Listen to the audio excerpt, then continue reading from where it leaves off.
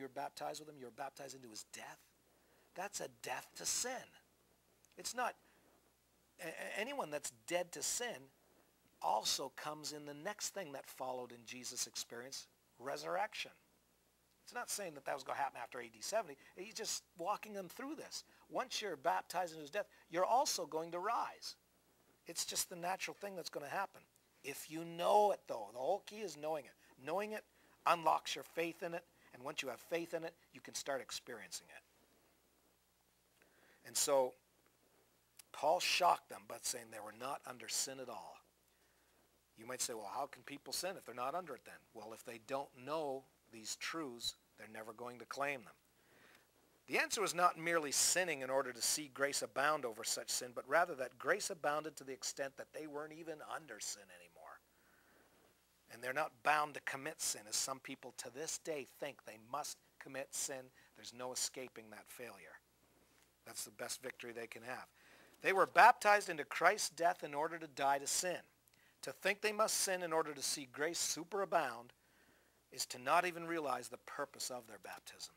So without this teaching, we are going to invariably utilize our best fleshly efforts to stop sinning, as Paul used law, and we will fail.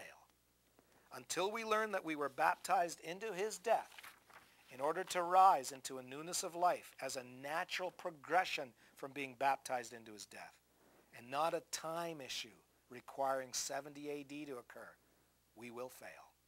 Walking in newness of life is a natural progression from being baptized into his death.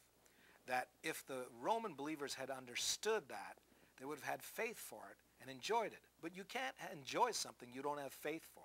That's why throughout Romans 6, there's a pattern, there's a sequence of knowing, and then reckoning it to yourself, and then yielding to God to enjoy it. Unless you know it, though, you're not going to do the others. And if you don't know enough to yield to God for something, you have not because you ask not. God is not going to give you the victory. You have to ask him for that. We will not know that we can overcome through Christ if we don't realize that there's a progression from his death into his resurrection if we've been baptized into that death. This teaching is so spiritual and not detected by the fleshly senses that unless we're taught these things from a God-sent teacher of the Word of God, we will invariably mistake in everything and try to walk after the flesh in order to please God. We won't even know that's what walking after the flesh is. We won't even know that there is a difference between walking after the flesh and walking after the Spirit. When we do not know these truths, we will invariably resort to our flesh to serve God. We will walk after the flesh and won't know any better than to do that.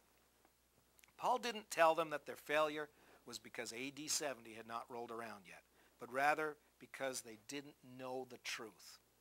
Know ye not? He said it over again. Know ye not? And knowing this?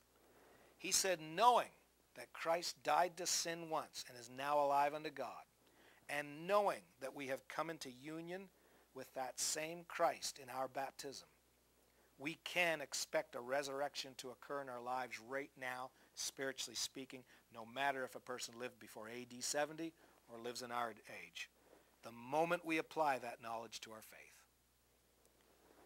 If we expect to sin, we're going to find a way to do it. So Paul is correcting their understanding to include the truth that they died with Christ for the purpose of rising into newness of life with him as well. Once we learn the truth of our union to Christ, we can stop expecting to sin.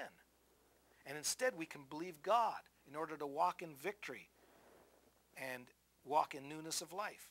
Our baptism into his death paved our way for us to experience this newness of life. That's all Paul is saying here when he said we shall walk in newness of life if we've joined with him in his death. AD 70 did not bring that about.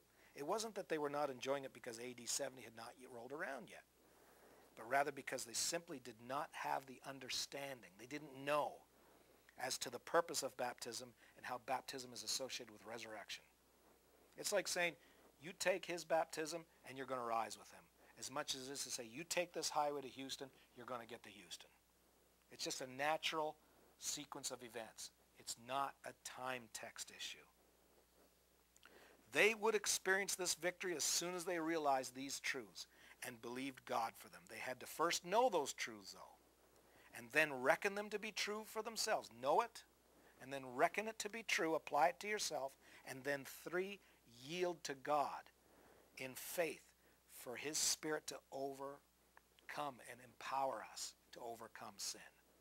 AD 70 had nothing to do with this. Know, reckon, and yield. Knowing this, and then we reckon it, we apply it, we make it personal, and then we yield to God. If I died with Christ and I'm alive unto God, he said to walk in newness of life, and what he meant by that is in Romans 6 and 11. You are alive unto God. Now walk it out. How? Believe God, yield to God, and his Spirit will empower you. You yield as though you're alive from the dead. Why did Paul say in verse 13 to yield ourselves to God as those that are alive from the dead if we couldn't actually be alive from the dead? If AD 70 had to bring that about, why did Paul say before AD 70, reckon yourselves to be alive from the dead? Being alive from the dead is the newness of life he's talking about earlier.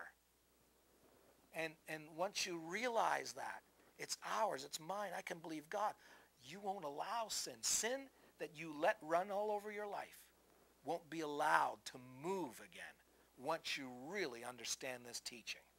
And you will walk in newness of life. They had to first know these truths and then reckon them to be true for themselves and then yield to God for him to empower them. So the full preterist error is in thinking that it was a time text issue when Paul used the words shall walk in newness of life, when it was only actually a matter of a sequence of events. It is like saying if you jump off a cliff, you shall fall. We know that time is of no real consequence in such a statement, although milliseconds might pass from the time we step off a cliff until the time we fall. If you're baptized with Christ, you shall also resurrect with him. It's the natural progression due to union with him. I have learned that this understanding of Romans 6 through 7 and even 8 is a litmus test. Yes, it's hard to follow the archaic language of the Bible sometimes, especially in this part of the Bible.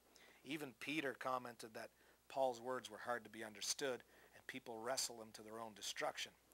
But this is one case where I believe full preterism has wrestled these verses to destruction, because shall walk in newness of life is not talking about something that couldn't happen until after AD 70. God bless you.